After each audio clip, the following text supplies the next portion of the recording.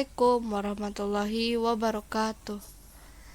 Saya Nawasifah Yasmin dari kelas 7C mau mempresentasikan tugas IPS, tugas kelompok.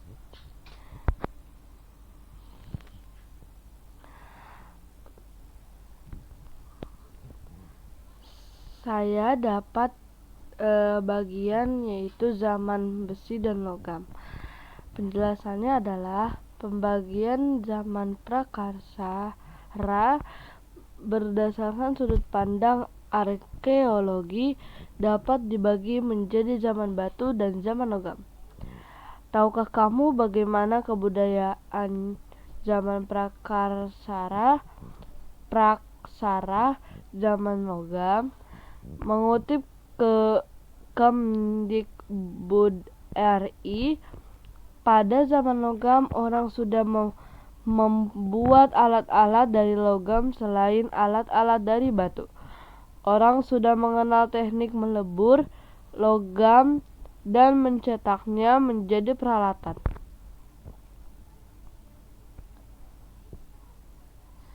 Teknik pembuatan logam. Teknik pembuatan logam ada dua macam, yaitu dengan cetak batu yang disebut bivalve dan dengan cetakan tanah liat dan lilin yang disebut ukir perdu. Kelebihan teknik bivalve dari ukir perdu adalah dapat digunakan berkali-kali.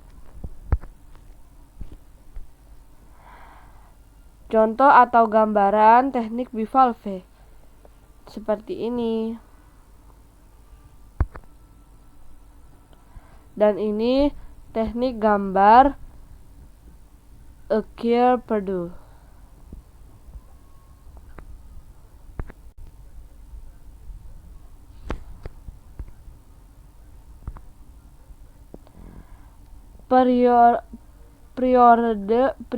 Periode logam disebut juga masa perungdangian karena dalam masyarakat timbul golongan udagi yang terampil melakukan pekerjaan tangan.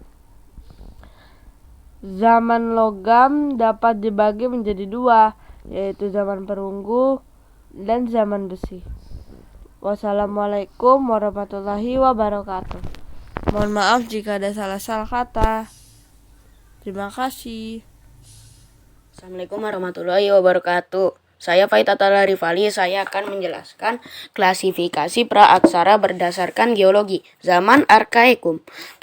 Penjelasan periode awal dalam pembentukan batuan kerak bumi sudah berkembang sejak Protozoites. Masa Arkakeum, yaitu era tertua, berlangsung sekitar 2.500 juta tahun yang lalu. Waktu paling awal saat bumi terbentuk pada masa Arkaeozoik sangat mengerikan karena kurangnya oksigen dan panas yang sangat tinggi. Zaman Paleozoikum. Zaman Paleozoikum atau juga dikenal sebagai zaman Paleozoik merupakan era paling tua dari Eon Phanerozoikum. Secara bahasa, Paleozoikum berasal dari bahasa Yunani berarti kehidupan tua. Zaman ini dikenal juga dengan sebutan zaman pertama. Paleozoik bermula pada sekitar 541 juta tahun yang lalu dan berakhir pada kurang lebih 252 juta tahun yang lalu.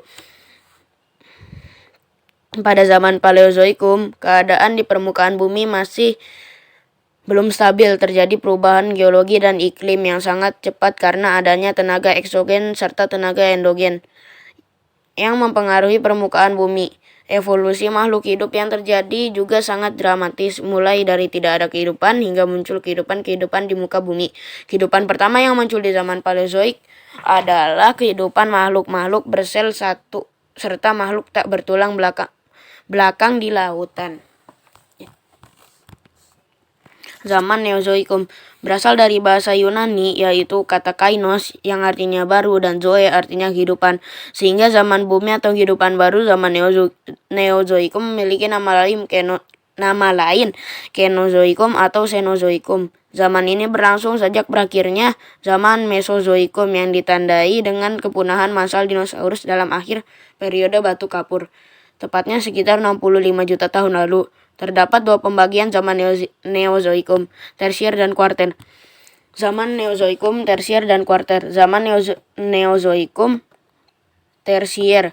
Ada dua fase dalam zaman Neozoikum, Tersier, Paleogen, dan Neogen. Zaman Kuarter disebut sebagai zaman keempat. Zaman Kuarter berlangsung kurang lebih sekitar 600.000 tahun yang lalu. Periode ini dibagi menjadi dua kala, yaitu kata Pleistosen, Diluvium, dan kata Holosen, Alluvium. Fase Paleogen dan Neogen. Fase Paleogen terjadi sekitar 23 sampai 65 juta tahun lalu dalam sebuah periode paleogenik. Fase ini juga dibagi menjadi 3 tahapan, yaitu Eosen, Paleosen, dan Oligosen. Paleosen terjadi sekitar 23 sampai 65 juta tahun lalu dan ditandai dengan hilangnya spesies reptil besar. Oligosen terjadi sekitar 23 sampai 33,9 juta tahun lalu. Tahapan ini ditandai dengan adanya sebuah penyebaran dalam tanaman rumput hingga spesies baru seperti gajah, mamut, anjing, kucing, marsupial, dan banyak lagi untuk berkembang. Eosen terjadi sekitar 33 sampai 56 juta tahun yang lalu, yang ditandai dengan munculnya spesies mamalia. Fase Neogen. Fase Neogen terjadi 2,58 sampai 23 juta tahun lalu. Periode ini juga terbagi menjadi dua tahapan, yaitu Pilosen dan Miosen. Pilosen terjadi sekitar 2,58 sampai 5,3 juta tahun lalu, yang ditandai dengan perubahan iklim kering sehingga menyebabkan Mediterania mengering selama jutaan tahun lalu dan membentuk sabana luas. Miosen terjadi sekitar 23 sampai 5,3 juta tahun lalu, yang ditandai dengan adanya sebuah keberadaan populasi modern invertebrata laut dan perkembangan hutan ganggang yang mengarah pada pembentukan sebuah spesies baru. Zaman Pleistosen. Penjelasan. Pleistosen berlangsung antara 2.500.088 hingga 11.500 tahun yang lalu. Pleistosen berasal dari bahasa Yunani Pleistos paling dan Kainos baru. Pleistosen mengikuti Pilosen dan diikuti oleh Holosen dan merupakan kala ketiga pada periode Neogen. Akhir Pleistosen berhubungan dengan akhir zaman Paleolitikum yang dikenal dalam arkeologi. Pleistosen dibagi menjadi Pleistosen awal dan Pleistosen tengah dan Pleistosen akhir, dan beberapa tahap fauna. Pleistosen awalnya dikenal sebagai Diluvium, yakni formasi sekarang Holosen atau Alluvium, bermula dari 1.750.000 tahun lalu dan berakhir sampai 10.000 tahun lalu. Kala pertama dalam zaman Kuarter, di bawah satuan waktu geologi ini terdapat Pilosen dan di atasnya kala Holosen. Pada kala Pleistosen, bumi mengalami beberapa zaman es. Kala ini menyaksikan kelahiran Homo sapiens yang pertama dan kepunahan berbagai jenis yang menjadi pendahulunya, seperti Pithecanthropus erectus di Pulau Jawa, Sumatera, Nusa Tenggara, dan Sulawesi. Masa ini ditandai dengan kegiatan gunung berapi yang berlangsung hingga sekarang. Dari masa ini juga dikenal hewan-hewan seperti Megaloceros, rusa besar, Coelodonta, Antiqualitis, badak berbulu wol, Mammuthus primeginus, mamut, Ursus spaleus, beruang yang hidup dalam gua, Smilodon, semacam kucing besar, rusa kutub, bison, dan lain-lain. Zaman Holosen. Penjelasan. Kita hidup di zaman sekarang adalah generasi kesekian ratus atau kesekian ribu atau bahkan kesekian juta dari generasi-generasi terdahulu yang jauh lebih dulu menghuni bumi. Pakar geologi membagi periode sejak terbentuknya bumi hingga sekarang menjadi beberapa masa. Berdasarkan perubahan yang terjadi di masing-masing era, saat ini kita berada di masa Holosen atau masa baru yang dimulai kira-kira 11.700 tahun lalu ketika zaman es berakhir. Belakangan beberapa peneliti berpendapat sejak dimulainya uji coba bom nuklir pada 1950 dan ledakan populasi manusia memasuk masa baru yang dinamai Antroposen, masa manusia. Pertumbuhan manusia naik signifikan. Mereka berpendapat dengan lebih dari miliar jiwa. Aktivitas manusia mempengaruhi secara drastis perubahan alam dan kepunahan beberapa spesies binatang liar.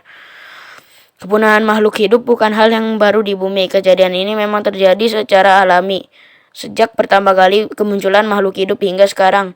Dari sekian banyaknya periode kepunahan yang terjadi, peninggalan fosil menunjukkan setidaknya ada 5 periode yang ditandai penurunan populasi makhluk hidup secara drastis hingga layak dikategorikan sebagai peristiwa kepunahan massal.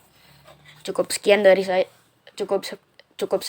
saya. Wassalamualaikum warahmatullahi wabarakatuh. Baru seperti gajah, mamut, anjing, kucing, marsupial, dan banyak lagi untuk berkembang. Eosen terjadi sekitar 33 sampai 56 juta tahun yang lalu, yang ditandai dengan munculnya spesies mamalia. Fase Neogen terjadi 2,58 sampai 23 juta tahun lalu. Periode ini juga terbagi menjadi 2 tahapan, yaitu Pilosen dan Miosen. Pilosen terjadi sekitar 2,58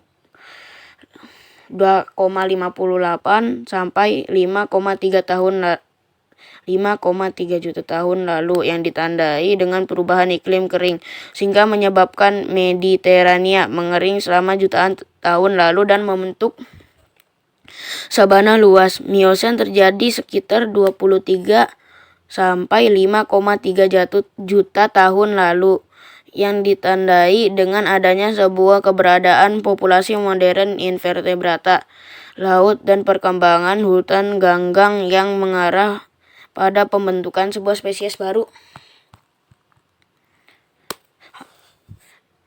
Zaman Pleistosen. Penjelasan. Pleistosen berlangsung antara 2.500.088 hingga 11.500 tahun yang lalu. Pleistosen berasal dari bahasa Yunani Pleistos paling dan Kainos baru. Pleistosen mengikuti Pilosen dan diikuti oleh Holosen dan merupakan kala ketiga pada periode Neogen. Akhir Pleistosen berhubungan dengan akhir zaman Paleolitikum yang dikenal dalam arkeologi. Pleistosen dibagi menjadi Pleistosen awal dan Pleistosen tengah dan Pleistosen akhir, dan beberapa tahap fauna. Pleistosen awalnya dikenal sebagai diluvium, yakni formasi sekarang Holosen atau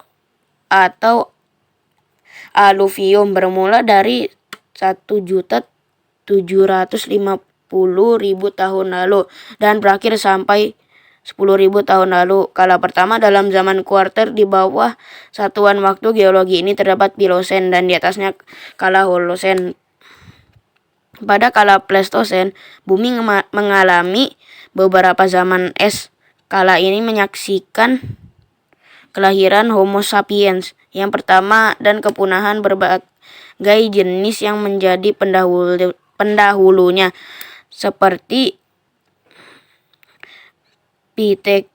Pithecanthropus erectus di Pulau Jawa, Sumatera, Nusa Tenggara, dan Sulawesi. Masa ini ditandai dengan kegiatan gunung berapi yang berlangsung hingga sekarang. Rusa besar,